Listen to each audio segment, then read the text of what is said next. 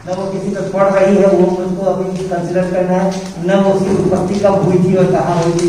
Light है और कुछ नहीं है। इसलिए निर्वात में जब वो सूर्य से चल करके और धरती पर पहुंचती है तो थोड़ा हिस्सा उधर का छोड़ दो, थोड़ा हिस्सा इधर का छोड़ दो, वो जो 8 मिनट का बीच वाला 6 मिनट है उसको पकड़ो। वहां पर शुद्ध लाइट है। उस लाइट के अंदर में क्या है? इलेक्ट्रिक फील्ड है, मैग्नेटिक फील्ड है, समय के साथ बदल रहे हैं और एक ही समय पर देखो तो स्थान के साथ बदल रहे हैं, स्थान के साथ अलग अलग। और उसमें बहुत तरह का मिक्सिंग है। उसका एक हिस्सा है जो कि 400 नैनोमीटर के ऊपर पीरियोडिसिटी के ऊपर बदलता है। एक और हिस्सा है जो 450 पे बदलता है। एक है जो 435 पर बदलता है। एक है 467 पर बदलता है। 400 से 700 के बीच में जो हमारी विजिबल रेंज है, कई सारे इतने को ही हम देख रहे हैं। कंटिन्यूअस है। हर वेवलेंथ का एक वहां पे हिस्सा है। हर वेवलेंथ का वहां पर इतनी इंटेंसिटी इस वेवलेंथ की, इतनी इंटेंसिटी इस वेवलेंथ की, इतनी इंटेंसिटी इस वेवलेंथ की, वो सब मिलकर के आ रहे हैं। इसको आप सेपरेट कर सकते हैं। ठीक है, तो आप एक रफ आउट कर सकते हैं और यही प्लैंक का रेडिएशन लॉ है कि इतने से इतने वेवलेंथ यानी लैम्डा और लैम्डा कर दी लैम्डा, इतने में कितनी इंटेंसिटी आई, तो आता है कि आप 800 नैनोमीटर के आसपास में वो मैक्सिमम है। एक रेंज ले लेते और दोनों तरफ ड्रॉप है। रेड के पास में भी जाओगे तो ड्रॉप है, वायलेट के पास में भी ड्रॉप है, 500 के पास में ग्रीन के रीजन के अंदर में वो मैक्सिमम, यानी हर एक वेवलेंथ वहां पर मौजूद है कुछ ना कुछ मात्रा में। राइट? कलर का है, it is electric field and magnetic field. Electric field में कलर होता है क्या? नहीं। लाल पीला नीला इलेक्ट्रिक फील्ड होता है क्या? मैग्नेटिक फील्ड में कलर होते हैं क्या? लाल पीला नीला नारंगी बैगनी मैग्नेटिक फील्ड होता है। लाइट में कलर नहीं होते हैं। सर ये जो वेवलेंथ है इसको कैसे फील है? इलेक्ट्रिक फील्ड मतलब कि वो वहां पे जो पार्टिकल्स ऐसे वाइब्रेट कर रहे हैं, पार्टिकल्स नहीं है, पार्टिकल्स है नहीं वहां, तो इसलिए मैंने कहा बीच का 6 मिनट निर्वात फील्ड है। निर्वात पार्टिकल्स है नहीं, कोई पार्टिकल नहीं है, कोई एटम नहीं है, कोई मॉलिक्यूल नहीं है। वेवलेंथ को कैसे सोचे? मतलब आप ये सोचिए ना, आप इलेक्ट्रिक फील्ड का अनुभव कीजिए, ध्यान कीजिए, ईश्वर का ध्यान करते ना, ध्यान कीजिए। इलेक्ट्रिक फील्ड है, इलेक्ट्रिक फील्ड है, मैंने यहाँ पे आवेश रखा है, उसके कारण से यहाँ पे इलेक्ट्रिक फील्ड आ गया है, यहाँ भी आ गया है, यहाँ भी आ गया है, यहाँ भी आ गया है। मैं चुंबक भी ले आया हूँ, उसके कारण से मैग्नेटिक फील्ड आ गया है, आ गया है। अगर मैं मैग्नेटिक फील्ड यहाँ से यहाँ जाता हूँ तो मैग्नेटिक फील्ड ऐसा टर्न कर जाता है, ऐसा लूप बनाना है, वगैरह वगैरह वगैरह। जरा ध्यान करो उसका और इलेक्ट्रिक फील्ड को भी अनुभव करो। अपने जो 5 ज्ञानेंद्रियां हैं उससे हम उसका अनुभव नहीं कर पाते हैं और इसीलिए उसको हमें सोचना, कल्पना, लेकिन वो वास्तविक है। वो लेकिन अमूर्त दिख नहीं रही, वो वास्तविक है, वो वास्तविक है, वो काल्पनिक नहीं है। क्योंकि मैंने अगर एक दूसरा आवेश यहाँ पे रखा तो भाग जाता है। अगर वो केवल हमारी कल्पना में वो इलेक्ट्रिक फील्ड होता तो भागता नहीं, तो परिवर्तन नहीं, प्रभाव नहीं दिखाता, कोई परिवर्तन नहीं लाता। वो है, लेकिन हमारी जो ये 5 ज्ञानेंद्रियां हैं जो इसको देख सकती हैं, उसको देख सकती हैं, स्पर्श कर सकती हैं, सुन सकती हैं, उससे वो मैग्नेटिक फील्ड जो है वो परे है। इसलिए थोड़ा ध्यान करना पड़ेगा, लेकिन वो वास्तविक है। उसके साथ थोड़ा सा जब निकटता बढ़ जाएगी तब आप उसको फील करो। क्या यहाँ भी एक ही इंस्टेंट पे कैमरा स्नैपशॉट क्लिक, यहाँ कितना इलेक्ट्रिक फील्ड, यहाँ कितना इलेक्ट्रिक फील्ड, यहाँ कितना इलेक्ट्रिक फील्ड, यहाँ कितना इलेक्ट्रिक फील्ड, यहाँ कितना इलेक्ट्रिक फील्ड, यहाँ कितना इलेक्ट्रिक फील्ड, यहाँ कितना इलेक्ट्रिक, एक क्लिक, टाइम फिक्स है, एक ही टाइम पे सबका देख रहे हैं। आप देखते हैं यहाँ तो इतना इलेक्ट्रिक फील्ड है, उसके बगल में तो थोड़ा कम है, उसके बगल में और भी कम है, यहाँ आगे तो 0 है और उसके आगे बढ़े तो उल्टा हो गया। पहले इधर था, इधर हो गया, वो विरोध बढ़ गया, फिर घट रहा है। इतनी देर का फिर जहां इतना जितना यहाँ था उतना ही वहां हो गया है और फिर से उसी तरह से घटना शुरू हो गया है। वहां से फिर appear like a wave. wavelength को एक मैक्सिमम से अगला maximum, You will get a pattern. कितनी दूरी के बाद मिलता है, वो है wavelength। एक वेव पैटर्न मिला है। वो है वेवलेंथ, वो है वेवलेंथ। से कंफ्यूज कर रहे हैं हम लोग कि जहां इलेक्ट्रोमैग्नेटिक फील्ड है वहां लाइट हो नहीं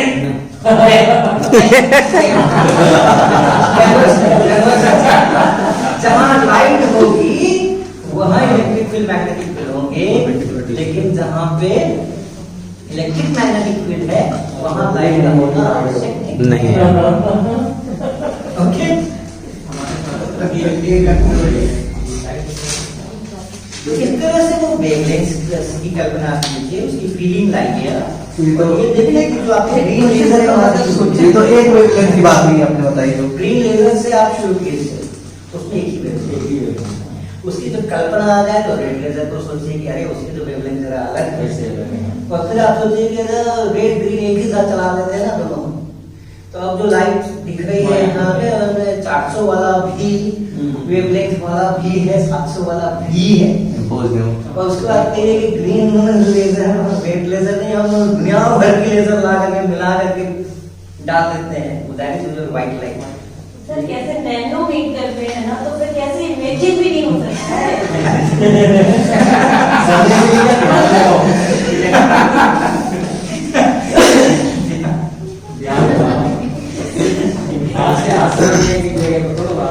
अच्छा आगे भी मेडिटेशन करना शुरू कर दें। सर लेकिन ये इलेक्ट्रिक फील्ड को वहां पे तो आपने 8 मिनट के बीच वाले टाइम को लिया है, उसको मोड़ा किसने? उसको मतलब जो अभी इलेक्ट्रिक फील्ड यहाँ पे है ना, फिर थोड़ी देर बाद कम हुआ, फिर उसका रिवर्ट हो गया। वास्तविक है ऐसे ऐसे नहीं है, ऐसे हाँ, वो वेरिएशन हो रहा है, जो वहां पे चली वेरिएशन हो रहा है। हाँ वही, मतलब जो चली थी सोर्स से वो उसने करके भेजा था। उसके हर पार्ट का अलग इलेक्ट्रिक, हर पार्ट का अलग से प्रोड्यूस होती है, वो अलग बात है। लाइट दूसरों पर जब पड़ती है तो क्या प्रभाव डालती है वो अलग बात है। अपने आप में लाइट क्या है, तो लाइट इलेक्ट्रिक फील्ड और मैग्नेटिक फील्ड का कॉम्बिनेशन है, और एक बहुत विशेष प्रकार का इलेक्ट्रिक फील्ड, बहुत विशेष प्रकार का मैग्नेटिक फील्ड। तो ये जो इलेक्ट्रिक फील्ड है, ये इस इलेक्ट्रिक फील्ड का कोई सोर्स नहीं है, आवेश नहीं है। वो जिस समय उत्पन्न हुई थी लाइट उसकी बात नहीं कर रहे, एक बार जब चल पड़ी है, बीच के 6 मिनट की बात कर रहे हैं, 8 मिनट में से बीच के 6 मिनट, अब उस समय उससे कोई रिश्ता नहीं है कि वो कहाँ से प्रोड्यूस हुई थी और क्या हुआ था और क्या नहीं हुआ था।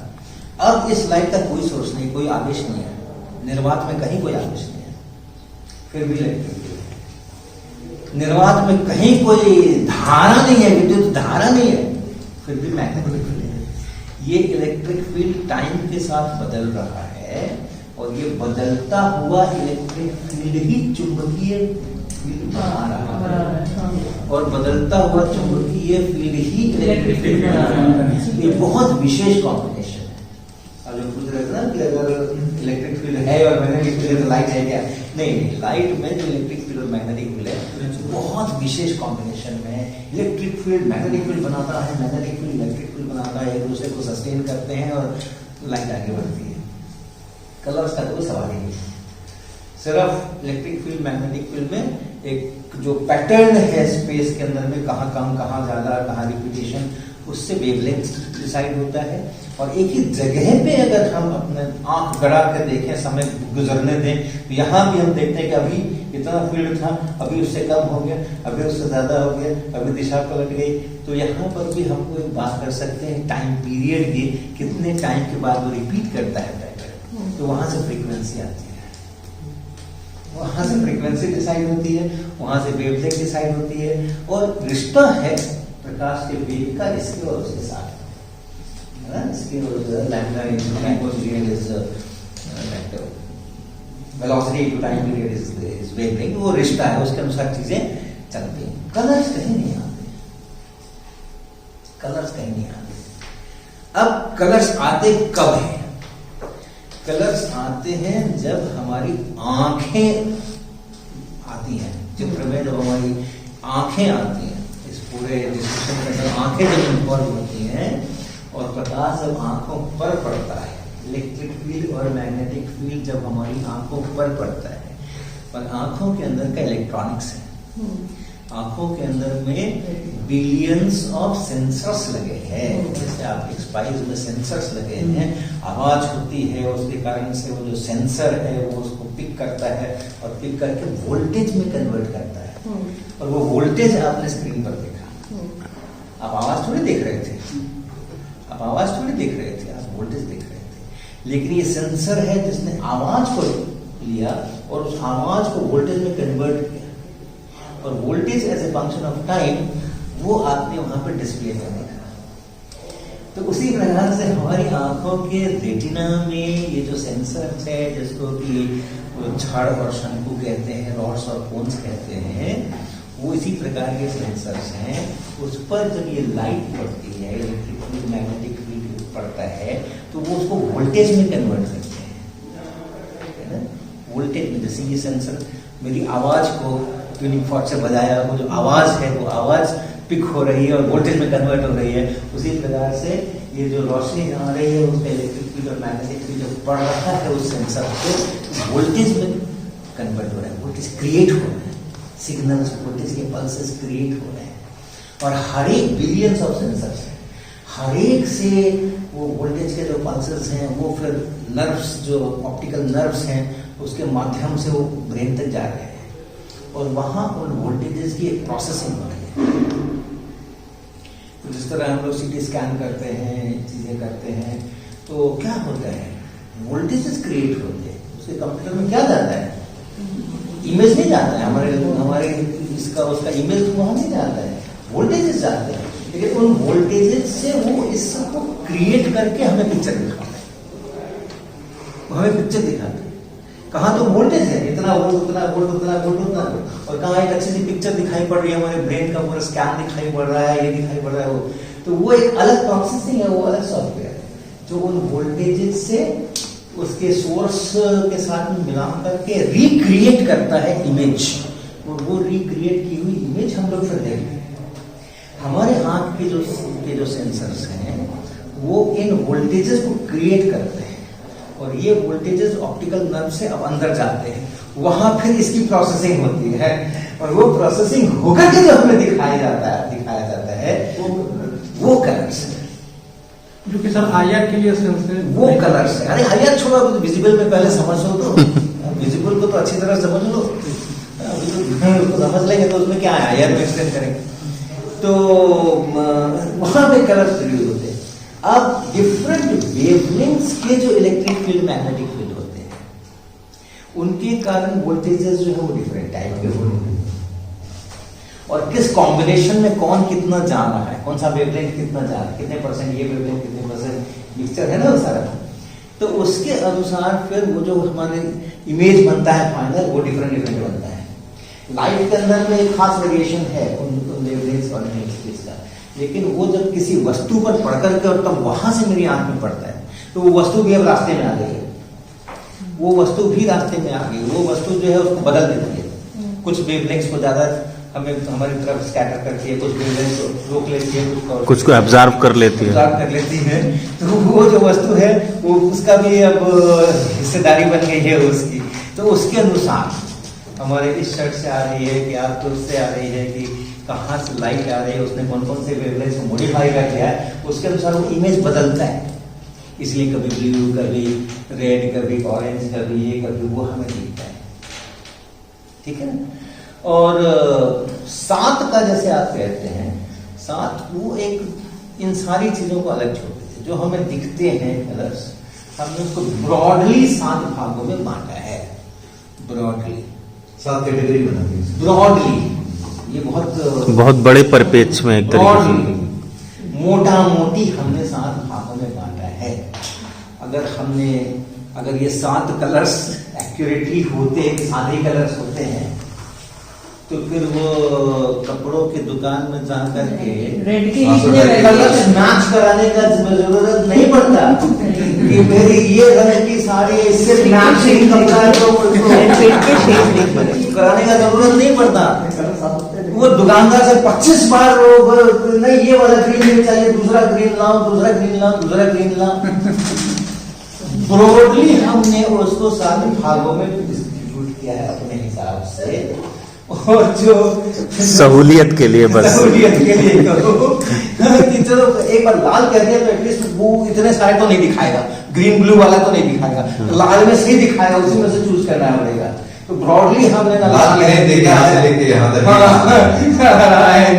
एक बड़ा बड़ा डिविजन हमने करके रखा हुआ है कि हाँ भाई चलो ये जो है ये सीनियर सिटीजन्स हैं, ये जो है सो वोट देने के लायक हैं, ये जो है अभी क्या जुवेनाइल वो है, फलाने है, इन्फेंट है, ऐसे हमने बड़े बड़े डिवीजन करके केवल रखे हुए हैं।